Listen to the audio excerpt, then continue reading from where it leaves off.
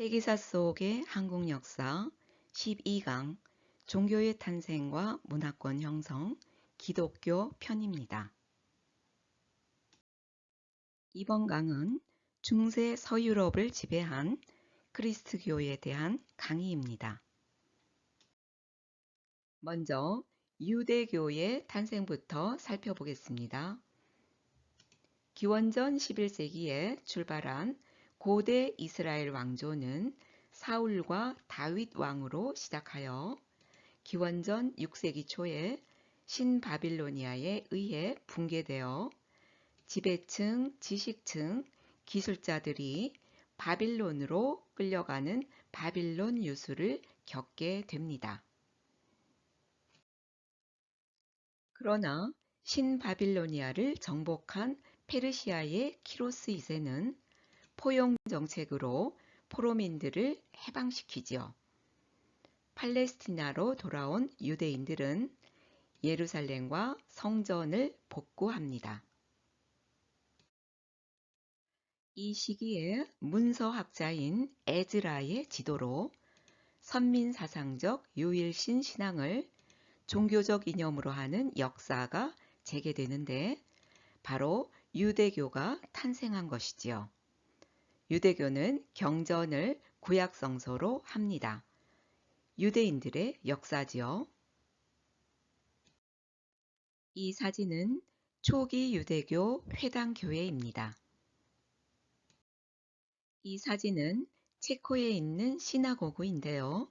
시나고그는 유대교 회당으로 히브리어로 만남의 장소란 뜻입니다.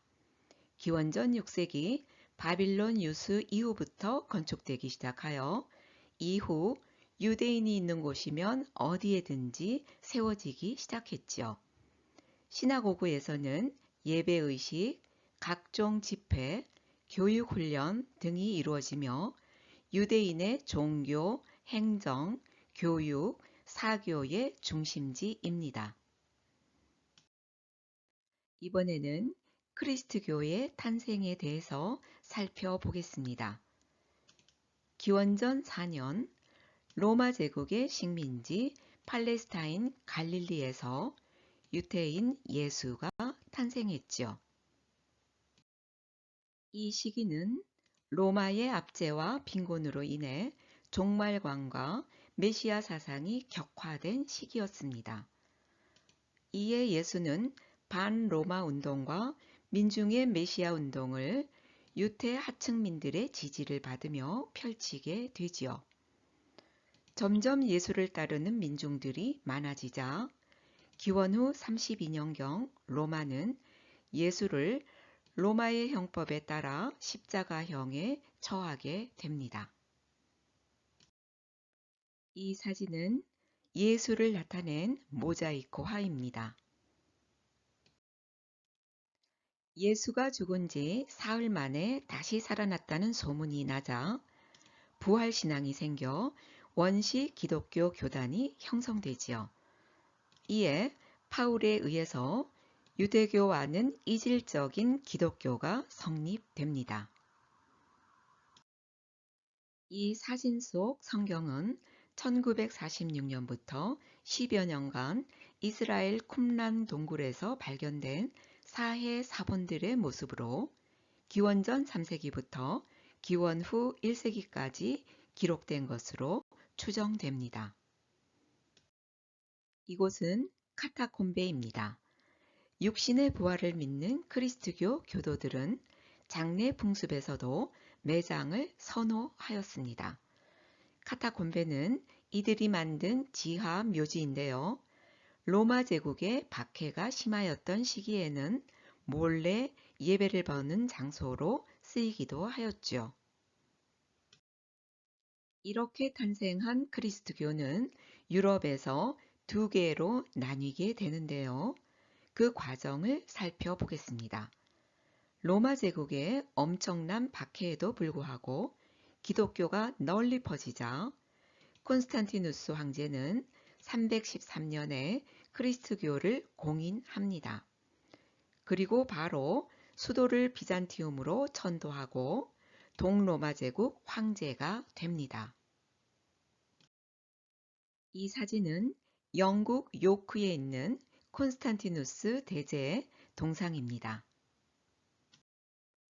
반면 로마를 중심으로 한 서로마 제국은 게르만족의 이동으로 결국 476년에 멸망하게 되지요.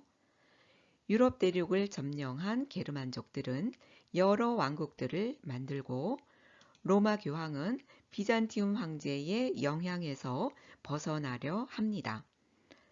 8세기에 들어서면서 두 지역 간의 성상을 둘러싼 논란이 있게 되었는데 로마 교황은 게르만족들을 포교하기 위해서는 성상이 필요했고 종교적 지배자의 역할도 겸한 동로마 황제는 경전의 근거에 의해 성상을 포함한 우상 숭배 금지를 주장하면서 논란이 벌어집니다.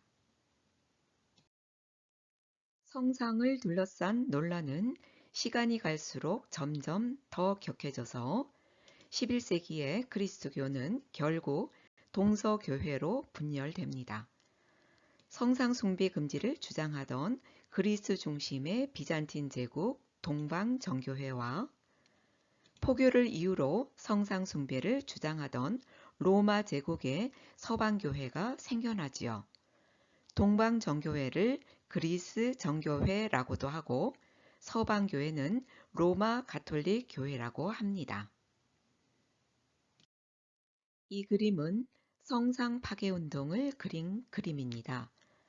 콘스탄티노플 교회는 황제를 정치와 교회의 최고 지배자로 인정하고 성상을 금지한 반면 로마 교회는 교회의 최고 지배자를 교황이라고 여겼고 성상을 사용했죠. 이러한 갈등은 결국 비잔틴 황제의 성상 파괴령으로 이어지고 동서교회는 분열됩니다. 그럼 여기서 동서교회의 수장인 로마 교황과 비잔티움 제국 황제의 주장을 들어볼까요? 먼저 로마 교황은 사람들이 글을 읽을 줄 모르니 그림이나 성상으로 그리스도교 신앙을 가르쳐야 합니다. 라고 주장하고 비잔티움 제국 황제는 사람들이 진실한 믿음 없이 겉모양뿐인 성상을 숭배하는 건 잘못된 겁니다. 라고 주장하지요. 이곳은 동방정교회의 성당인 콘스탄티노플의 성소피아 대성당입니다. 성소피아 대성당은 콘스탄티누스 대제가 313년에 시작해서 그 아들인 콘스탄티누스 2세 때인 360년에 완공했고 처음은 장방형 바실리카 형태로 건축하고 여러 차례 보수와 재건을 통해 도움을 가진 원형 로마 건축의 형태가 배합된 독특한 구조를 지녔죠. 이 건축물은 15세기 이슬람 세력이 들어오면서 이슬람 모스크로 바뀌었고 현재는 박물관으로 공개되어 있습니다. 성소피아 성당의 비잔틴 양식의 모자이크 벽화입니다. 이 모자이크 벽화는 비잔틴 제국의 유스티니아누스 대제가 성소피아 성당을 성모 마리아에게 바치는 모습과 콘스탄티누스 대제가 콘스탄티노플 성을 성모 마리아에게 바치는 내용입니다. 이 사진은 러시아 정교 성당인 키예프의 성소피아 성당입니다. 키예프 대공 블라디미르는 10세기 말 그리스 정교로 개종합니다. 11세기 초 그 아들 때에 콘스탄티노플의 성소피아 성당을 본떠 키예프의 이 성당을 건축하게 되지요. 이 키예프 소피아 성당은 러시아 건축의 정형화가 됩니다. 파뿌리 모양의 둥근 지붕과 내부는 아름다운 모자이크화이지요. 서유럽의 그리스도교는 프랑크 왕국의 보호 아래 세력을 확장하였습니다. 교회는 국왕과 영주로부터 많은 토지를 기증받았으며 봉건 영주와 함께 농민을 지배하였죠. 그러나 교회 세력이 커지면서 성직자의 부패와 타락이 심해지자 이를 바꾸려는 개혁운동이 클리니 수도원을 중심으로 일어났습니다. 클리니 수도원의 수도사들은 기도와 고전 연구, 노동 속에서 청빈한 생활을 하였습니다. 이 사진은 클리니 수도원인데요. 프랑스 클리니에 있는 수도원으로 전에 베네딕트회 소속 기독교 수도원이었죠. 이는 로마네스크 양식으로 지어졌으며 3개의 교회로 이루어져 있고 프랑스 윌리엄 1세에 의해 910년에 지어져서 12세기경 완공되었습니다.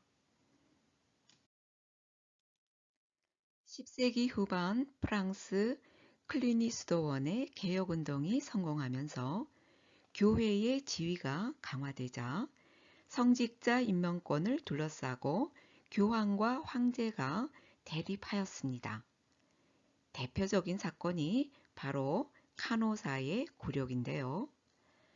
1075년 12월 8일 교황 그레고리오 7세가 황제의 주교직 서임을 금지시킵니다. 이에 신성로마 제국 황제 하인리 4세는 교황 그레고리오 7세를 폐위시킵니다. 그러자 교황은 로마 회의에서 황제 하인리 4세의 파문과 폐위를 선언하게 되지요. 결국 하인리 4세는 교황에게 굴복합니다. 하인리 4세는 추운 겨울 알프스산을 넘어 눈 속에서 맨발로 3일간 서서 굴욕적인 사면을 받지요. 이 사진은 카노사의 굴욕의 주인공인 교황 그레고리오 7세와 황제 하인리 4세의 모습입니다. 이 그림은 카노사의 굴욕을 묘사한 그림인데요. 하인리 4세가 맨발로 교황 그레고리오 7세의 앞에 무릎을 꿇고 사면받는 장면을 묘사한 그림입니다. 카노사의 굴욕의 의미는 무엇일까요? 카노사의 굴욕은 교황과 황제의 대결인데요. 주교를 임명하는 서임권을 둘러싸고 신성로마 제국 황제와 교황과의 싸움에서 교황이 승리한 사건이지만 황제가 교황의 권위에 도전함으로써 실리면에서는 황제의 정치적 승리로 평가되고 있습니다. 그 후 1255년 카노사 성은 파괴되었습니다. 이 사진은 카노사 성이라고 추정되는 성인데요. 하인리 4세가 1077년 그레고리우스 7세를 기다리며 무릎을 꿇었을 것이라고 여겨지는 계단을 포함한 카노사의 굴욕과 관련이 있는 카노사 성이 2017년 이탈리아 북부에서 발굴되었습니다. 11세기가 되면 서유럽은 로마 가톨릭교가 사람들의 영혼을 지배하고 거기에 따른 교황의 권력도 절대적이 되어갑니다. 이 시기에 동로마 비잔틴 제국에는 이슬람 세력인 셀주크 디루크가 예루살렘을 점령하고 콘스탄티노플을 위협하자 비잔틴 황제는 로마 교황에게 군사적 원조를 요청하게 되지요. 이에 교황 우르바누스 2세는 클레르몽 종교회의에서 십자군 전쟁을 제안하고 이를 받아들인 기사계급들은 십자군 전쟁에 뛰어들게 됩니다. 이 그림은 1095년에 프랑스 중부 산지의 클레르몽에서 열렸던 종교회의의 모습인데요. 1130년까지 모두 7차례 열렸습니다. 가장 중요한 것으로는 십자군을 전 유럽에 불러 모은 것으로서 이것은 1095년 11월 18일 제1회 십자군 계획을 위해 우르바누스 2세가 소집한 회의이죠. 참가한 고위 성직자는 약 3,000명에 이르고 성직 매매, 성직자 대처의 금지, 동방정교회 지원 등을 확인한 뒤 회의는 공개석으로 옮겨 청중을 앞에 놓고 교황 자신이 성지 해방을 호소했습니다. 이에 감동한 청중은 하느님 가게 해 주십시오 라고 앞을 다투어 출진 허가를 얻고자 하였다고 하지요. 이어서 각지의 군우에게 권고사를 보낼 것, 십자군은 옷에 십자군의 표지를 붙일 것과 십자군사에게 죄를 사하여 주고 그 제사는 3년 동안 평화로운 상태로 두어 교회가 이것을 보호할 것 등이 결정되었습니다. 교황은 동방원정이라는 어려운 사업을 통하여 유럽에서 교황권을 확립하고 비잔틴에서의 그리스 정교회를 로마 교회 산하에 통일하려는 생각으로 기사들을 출동시키는데요. 교황의 명을 받은 중세의 기사들은 교회가 내건 구원의 약속을 믿고 예루살렘으로 향하게 됩니다. 그렇지만 200여 년에 걸친 십자군 전쟁은 13세기 말 서유럽이 이슬람 세력에 패배하게 됩니다. 따라서 교황과 기사들의 힘이 크게 약화되어 결국 중세는 몰락하게 되지요. 중세의 두 축인 기사와 장원 제도의 붕괴는 국왕을 중심으로 한 국가가 성장하는 계기가 되었고 자연히 시민계급이 성장했습니다. 이 시민계급에 의해서 유럽은 14세기 상업과 도시가 발전하지요. 이렇게 중세 서유럽을 지배했던 그리스도교는 16세기 루터의 종교개혁이 일어나 프로테스탄트 교회, 개혁교회가 탄생하면서 기독교는 3분됩니다. 로마 가톨릭 교회, 동방 정교회, 그리스 정교회죠. 그리고 프로테스탄트 교회, 개신교로 3분되지요. 이 그림은 1517년 10월 31일 루터가 면죄부 판매에 항의하여 비텐베르크성 교회 정문에 내붙인 95개조 반박문입니다. 그럼 여기서 마르틴 루터가 지적한 95개조 반박문은 어떤 내용들인지 한번 살펴볼까요? 마르틴 루터는 크게 8부분으로 구분하여 1에서 4조는 신자의 삶이 회개의 삶이라고 명시하고 95개 반박문의 핵심 주제를 회개로 삼고 있습니다. 5에서 7조는 죄에 대한 교황의 권한이 없음을 지적하면서 죄를 용서하는 권한은 오직 하나님께 있다고 했고 8에서 29조는 교황이 사죄할 수 있는 범위는 연옥에 있는 죽은 자들에게 미칠 수 없다는 점을 밝혔죠. 30에서 55조는 면죄부를 통한 고해 행위의 무용함과 사랑의 실천을 말했고 56에서 68조는 가톨릭 교회의 보물 이론을 비판했습니다. 당시 가톨릭은 예수 그리스도의 십자가 공로와 성인들이 쌓아올린 공적을 교회의 보물이라고 불렀는데 루터는 교회의 보물은 하나님이 주신 복음뿐이라며 반박했지요. 69에서 80조는 면죄부 설교의 부작용을 지적합니다. 교황의 면죄부는 작은 죄조차 사할 수 있는 능력이 없다고 꼬집었고 81에서 91조는 면죄부에 대한 평신도들의 비판적 질문을 담았죠. 이미 전적 회개를 통해 구속받은 이들에게 교황은 또 용서한다는 것인가와 같은 질문이 대표적입니다. 92에서 95조는 그리스도를 따르는 고난을 통해 참된 평화를 누릴 것을 촉구하죠. 루터는 95조에서 신자는 평화에 대한 잘못된 확신이 아니라 많은 고난을 통해 천국에 갈 수 있다고 역설합니다.